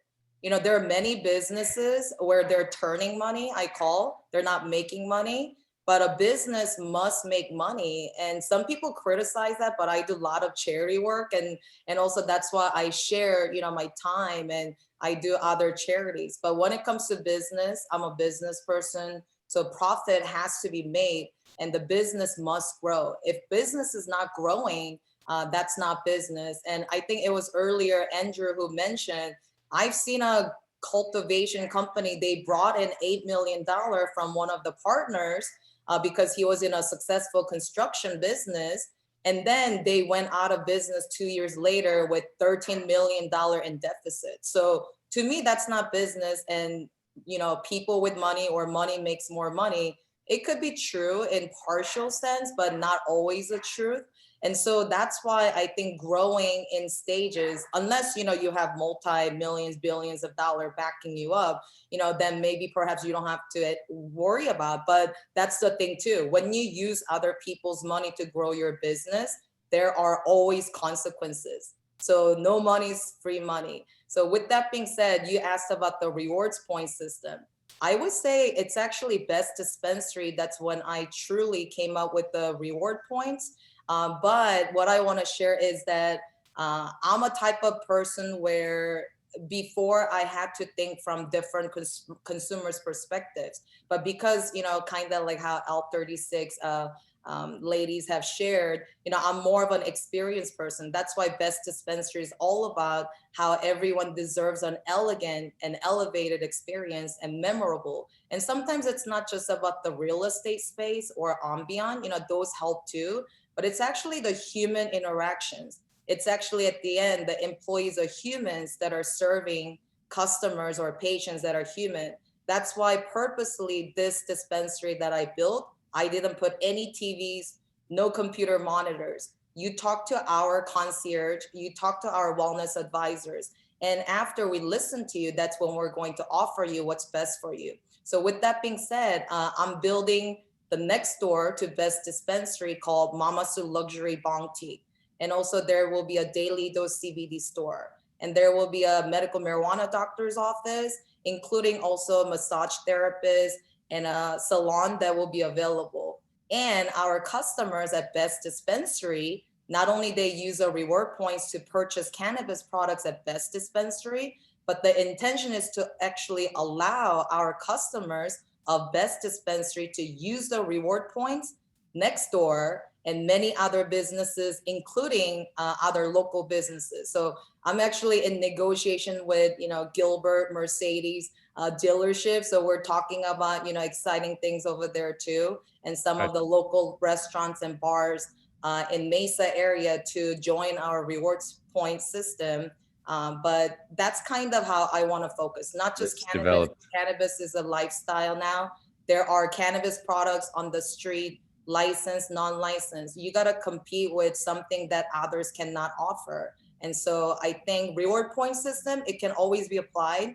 But when you are starting to discount the products, remember the cost of goods sold and profit margin and the 280E, all the taxes you have to pay as a retail dispensary owners. That's good. Yeah, it would be detrimental if you don't have that strategy. That's great advice. Let me ask Catherine. Let me shift over for a moment, Catherine, because we're focusing in on loyalty or branding, and clearly as you're looking to bring in and help establish that from a vision perspective. To talk maybe just for a moment on that evolution, Catherine, as to how we could access, your specialties. So what we've put together is we've taken a bit of that learning curve out of the equation for some of these license holders. We've gone through the process, the painstaking process, as many of you know, building out a dispensary, of the design and the floor plan and the layout, even some of the security controls, inventory controls in the background, creating those SOPs that come along with that franchise opportunity. You can, you know, a lot of people have gone out and hired consultants, which are great. I truly encourage that, to find, if you want to go out on your own and build your own brand, get a consultant. But with the franchising opportunity, you do get the consistent support afterwards. So it's not only during the process and while you're creating the dispensary and building out your own dispensary, but you have the opportunity to have that continued support on an ongoing basis. And that's not just in the SOPs, but that's in updating of your security systems, the marketing, creating loyalty programs that it sounds like Susan's got a great model working there with the additional businesses that she's adding.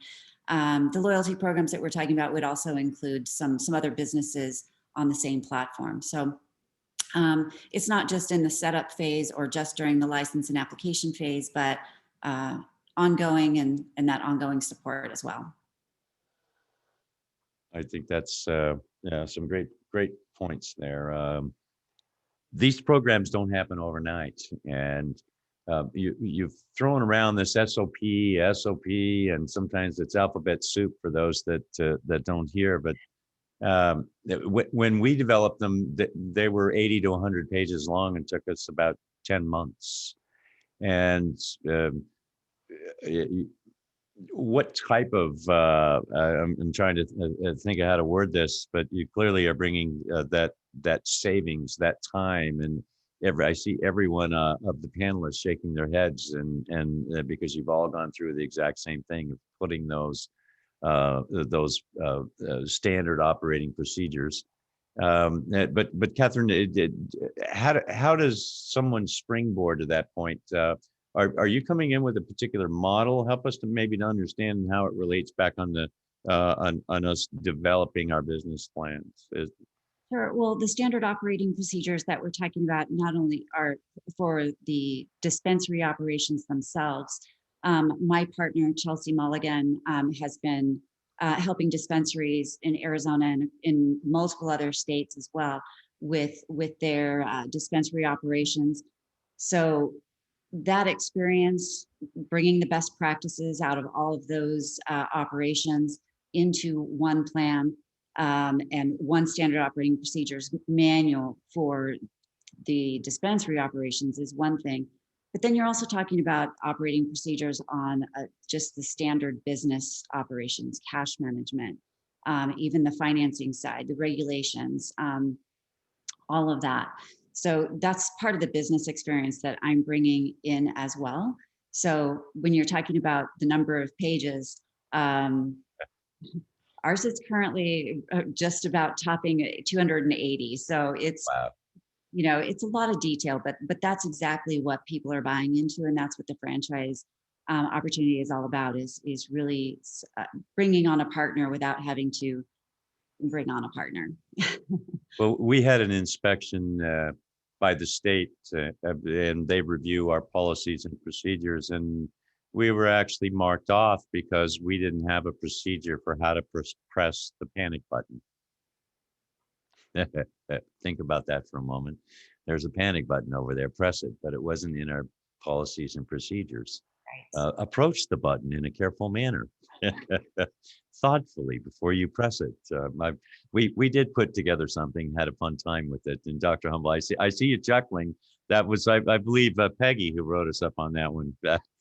So we all enjoyed it and had a good chuckle over it. But we have to go ahead. That's very diligent. I never knew my team was so diligent about that. Yeah, we had a formal training. I think it was 3 hours on how to press the panic button.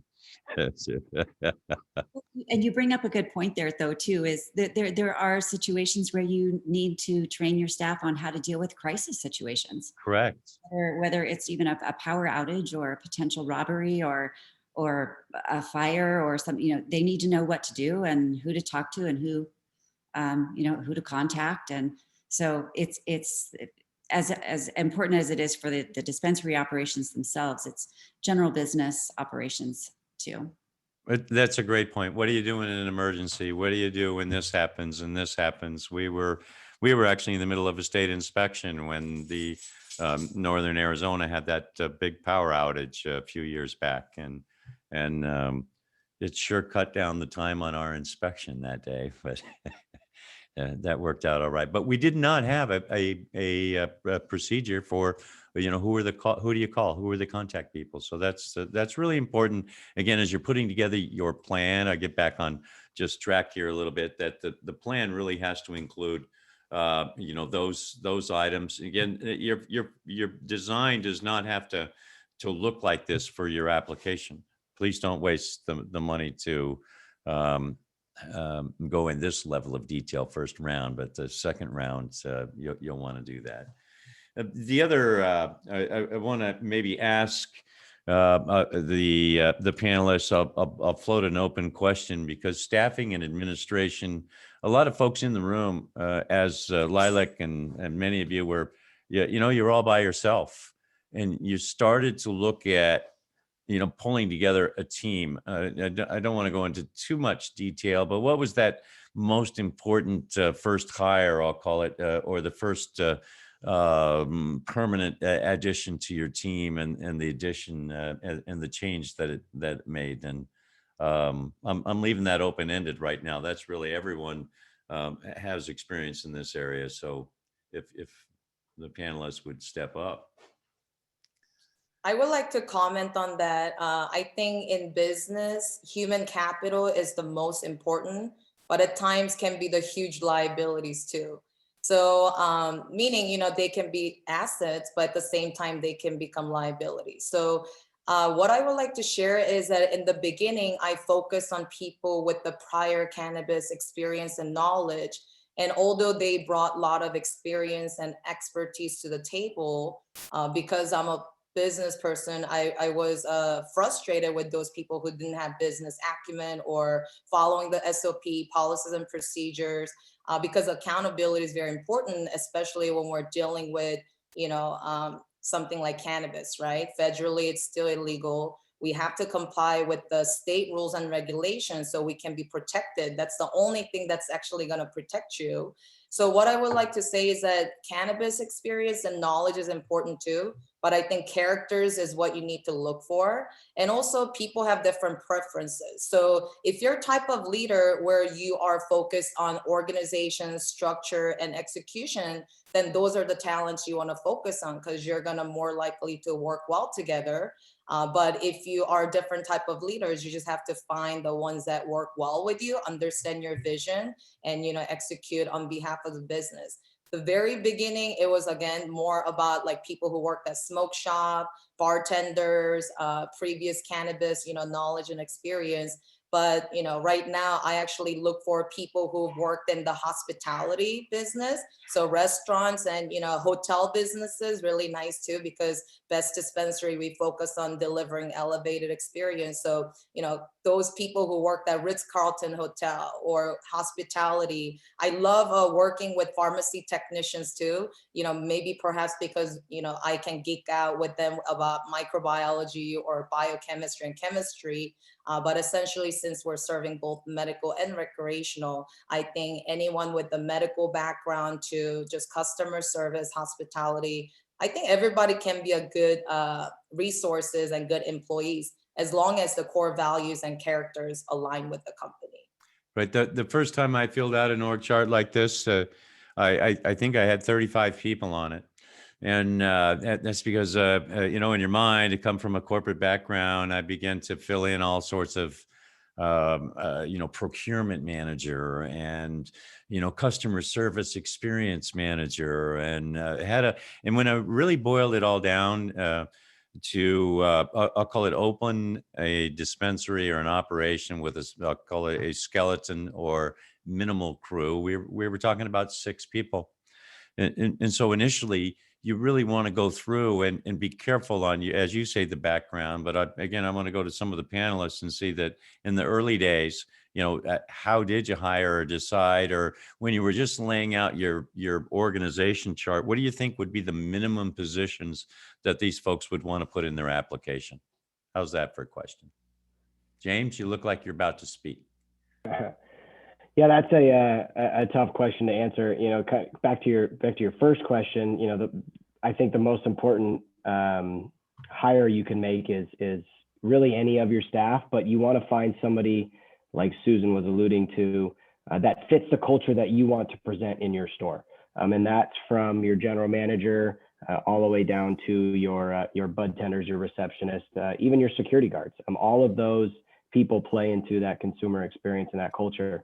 Us, for example, I thought I was clever in 2016, and I started visiting Starbucks and Dutch Brothers, and I would just sit and watch for the All-Stars, and those that were really that had embraced that culture, that hey, really active, engaged, articulate employees. I would approach them afterward and say, hey, do you ever want to work in a dispensary? You went fishing. You did. Absolutely. Yes, I did.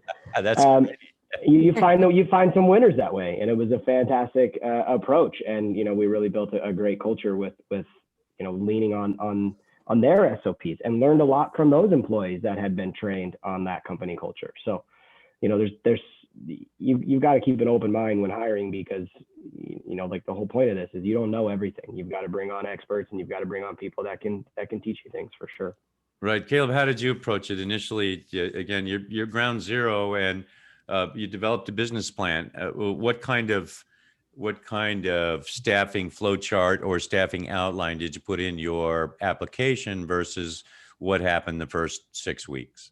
Well, yeah, we definitely built out our org chart as though each position was going to be filled by one person. That is definitely something you should not expect. You're going to be wearing many hats, filling many roles. There is no set schedule either. So you need somebody that understands that in a startup, you're starting something up. You're having to solve things as you go. There isn't going to be a manual, and you may not have experienced what is getting thrown at you that day. And you have to find somebody that you're able to bounce ideas off of, solve problems, and they're able to work through those challenges at the very beginning, because it's a lot to take on. And you have to remember as well too that you're not going to know everything. That's one thing that I certainly went in, of having a retail background, having been involved in cannabis since I was about 16. So feeling like, oh, I know this industry, and I learned things every single day that I hadn't thought of, different perspectives of patients, really needing to understand about how to develop a training program for my staff and hold them accountable, where I made the assumption of, I give you a sheet, you sign off on it, and I think that you're gonna know this stuff, because when somebody hands me something and tells me I'm gonna be accountable to it, I read it and I'm accountable to it. That's not everybody operates in the same way. Some people need to have that very defined structure of, this is how we do things, and this is how you onboard for my company. So you learn that really quickly. And I did the same thing Susan was talking about with hiring people with cannabis backgrounds. And I had a lot of things backfire on me. I did that up here in Portland as well, looking for people in retail, and realized very quickly that you can't teach personality. You can teach any of the aspects of the business to anybody, but you can't teach personality. So if it's somebody that you don't mesh well with and doesn't fit with your culture, they could be the most talented, intelligent individual, and your life is going to be miserable because you don't mesh. So that's the key importance of that I would want to leave everybody with. Expect to do a lot of different things, and that's how you learn every aspect of your business. You learn the ins and outs by doing it and by being there. Caleb, I just want to add to that, because I'm so glad that you said that, because at Scottsdale Community College, in our curriculum, we talk about management. We talk about finance and funding and resources. We talk about business planning.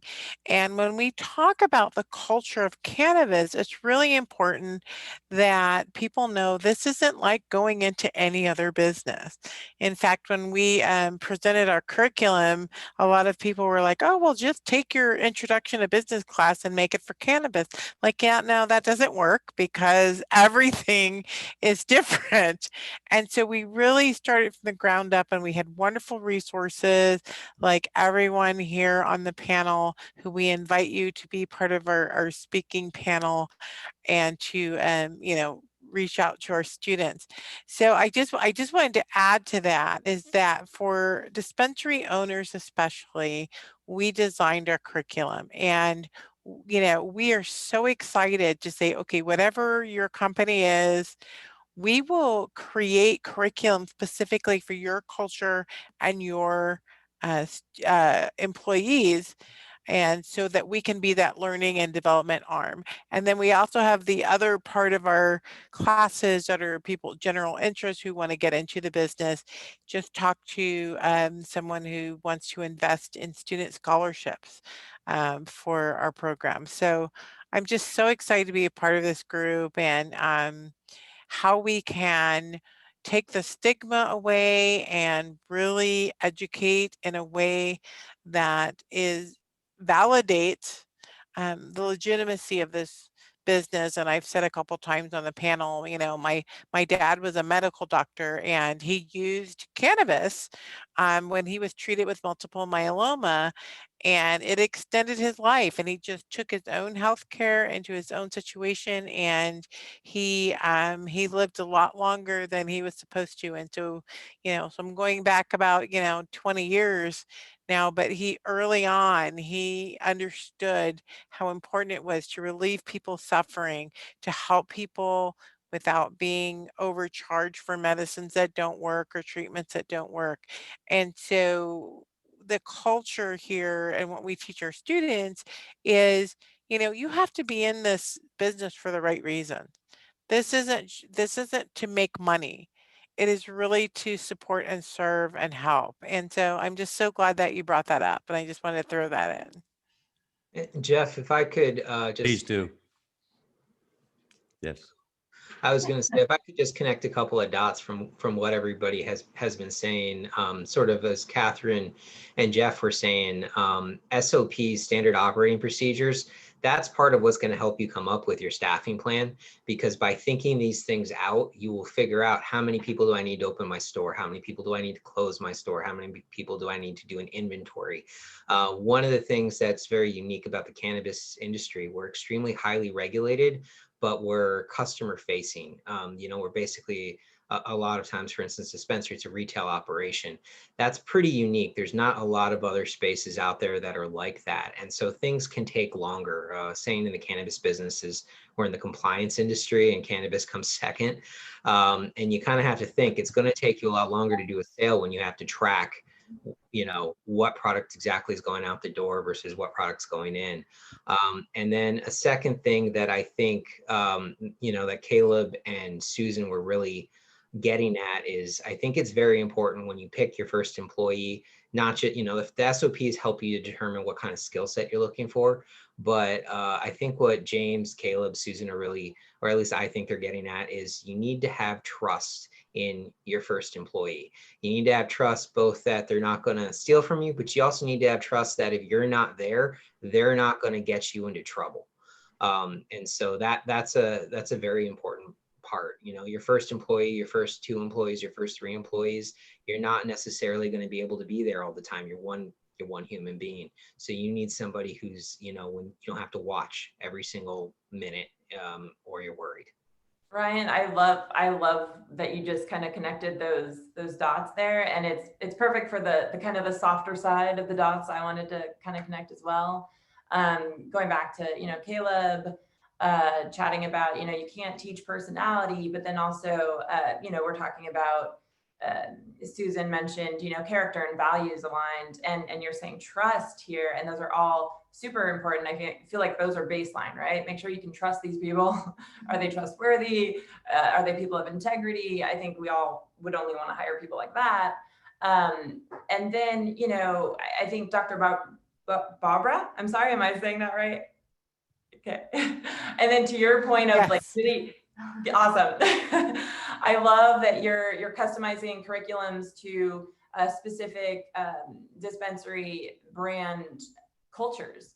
And I think just kind of going back and keeping in mind too, the softer side dots that I'm getting to here are when you're business planning, you know, of course you want to be able to trust these people, great people with integrity that you're hiring, but also what is your culture, right? Think, kind of start planning with the end in mind. You can't teach personality. So what are the, and it all ties in, right? Everything's interlaced with the customer experience. So what is the experience you want your customers to have? What is the feeling you want them to walk away with? And what type of person is going to give that to them? Is it a witty person? Are you hiring witty, silly, funny people? Do you want everyone giggling as they walk out the store? Are they just like, you know, uber, like a wealth of resources, you know, they can tell you anything on the spot and they just know, you know, everything in the industry from A to Z. What is it? Like, what's your culture? Answer, you know, if you can answer, how do I want my customers feeling when they walk out the door? Then you can kind of work backwards and say, what type of person would make them feel that way? And you can then, you know, really narrow in on who you're looking for. Who do you want to hire? And make that, like, you know, your bullet point standard. Like they've got to walk in and say something silly or whatever that is, right? Just kind of have those standards ready to go. And when you have that clear layout of what you want it to be like and the types of people you want to hire, it just becomes that much easier to not only hire them, but you know, I'm sure they're going to be a likable fit if you're hiring for culture and value alignment and all the fun things. So just definitely, you know, I think that the key takeaway and the headliner here is start with the end in mind. You know, how do you want people to feel when they walk out the store? So Jeff, I have one point too. So yeah, please do, Andrew. Thank you. Yeah, just one quick point. I think I look at it kind of from a team approach, and from a team approach, you know, you've got the chief of the organization, but you also have all your managers that do all the other things that direct your team. And so my thought is that team approach that we try to go with is we try to create an environment that gets the most out of every single employee with that team approach looking there. So we try to make sure that we always hire from within, that we can move up from within, that everybody understands the organizational goals, everybody understands where that's going from. And that team approach and that thing about creating an environment where everybody's successful or has an opportunity to be successful is my thought about how this works. And I think that's really saying the same thing, but just from a different perspective. And a team approach, you know, when you look at like football or basketball or track or whatever it might be, there's so many different facets that have to go on. And that team approach and creating those environments, those abilities for people to be successful, that's where I think it's at. Thank you, Andrew. We're going to sort of do a little roundtable here to wind down. First with Destiny, is this slide up? You said the sponsor slide is up. I'm not seeing it. Thank you to our sponsor slide, or are you looking for your PowerPoint? No, I have the PowerPoint. Thank you. I was looking up. I'm gonna while you're pulling that together, I'm gonna just put up here very, very quickly the I'll call it my last slide, which is for today. And if you could pull that together on the sponsor, that'd be great. But if you note, what we've done is we've gone from our business plan that we talked about last week, applied it not only in compliance, security, standard operating procedures, but also applying it to how we select a retail location, how we plan for staffing and plan for operations and plan for the culture and begin to look in all the right places, we'll say, to make that plan or dream become a reality. But let me just take a quick moment, James, and then Lilac. I'm going to go between just a quick thank you wrap moment, if you would, please. Go ahead, Lilac.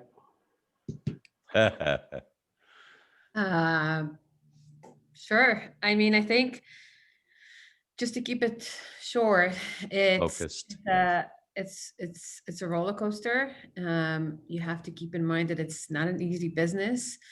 You have to keep in mind that budget is very important, and the people you hire, like everyone else said here, is very important. It's your team that makes your business. Make sure you join this because you're passionate about it, Mhm. reach out to us. We are here because we want to help as much as we can, and we look forward to having you guys on part of this industry. Yeah, and I'll kind of echo that. Really, you really have to have a passion. You've got to be willing to put in the time, put in the energy. You're going to have lots of ups. You're going to have lots of downs. It's all about commitment, and if you've got the passion and the desire, you'll end up in where you want to be. You can make it happen. So just stay committed and grind. It's a grind. And you see, we have contact information for everyone on here also. So it's always good to reach out for the expertise. Ryan, if you wanted to provide some closing thoughts. Sure. So yeah, I'd like to echo what everybody has been saying. I mean, there are easier ways to make money, but the cannabis industry is something that is unique. You get to build an industry from the ground up. Nobody's done this, 5-10 years. This industry's been around really as a legal entity. You are a pioneer and you are doing something nobody else has done, but does not come easy. So you really have to be driven by passion. You have to be creative. You have to be willing to think outside the box. But there's room to do that in this industry that there isn't in almost any other. So thanks so much for your contributions today. Appreciate it very much. Dr. Humble, we know you're going to keep us informed and everything going on, and chuckle at how we stumble sometimes like a toad. It's just, no, I just was really enjoying some of the stories about the beginning days. And it's kind of fun for me, to be honest, to listen to how the industry played out, given how little I knew about it when I was building the regulations at the very beginning. And just to see the stories of how it is actually played out over the last 10 years, I think it's been, I really like the stories. So thanks for the invitation to be here.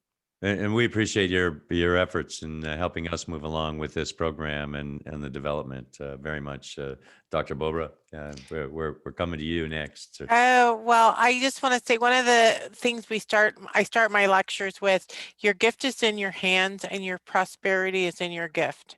So I can't say enough about the passion and being involved in this industry for the right reasons, because it matters, that your heart is in the right place and that there is a social equity heart to your business. That really is the key, and that's the area we like to focus on. Thank you to all. I put in the chat 420business@scottsdalecc.edu if you have questions, and of course to all of our panelists, love to have you as guest speakers. As I say, living the dream, right? Live the dream every day. Live the dream. every day. It's all good. Catherine. Hi, Catherine. There you go. I won't be redundant and copy everything everybody said, but the passion and the drive and to be persistent and stay focused, be prepared, and don't be afraid to ask for help. I think there's a lot of people out here that are, even though we might be competitors, we're here to support you too as part of the Arizona cannabis industry. So good luck to you. Susan, I think it's your turn to say bye-bye and come see me, right?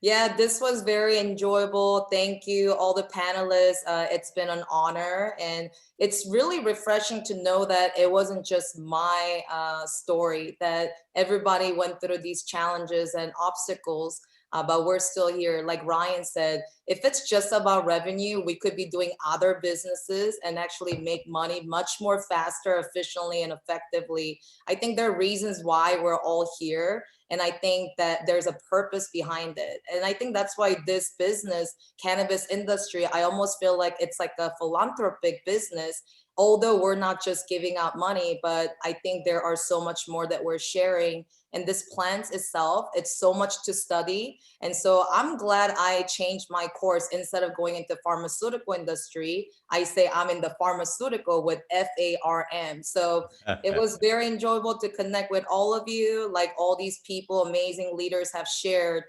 Be persistent, be passionate, because the world makes the room for passionate people. So keep doing what you're doing, keep dreaming. But if you just dream without actions, those are just dreams and they don't become reality. So plan, plot, put it into action, and execute. Best wishes to all of you. Please connect with me at Susan Huang. You can find me on Instagram, Facebook, and LinkedIn.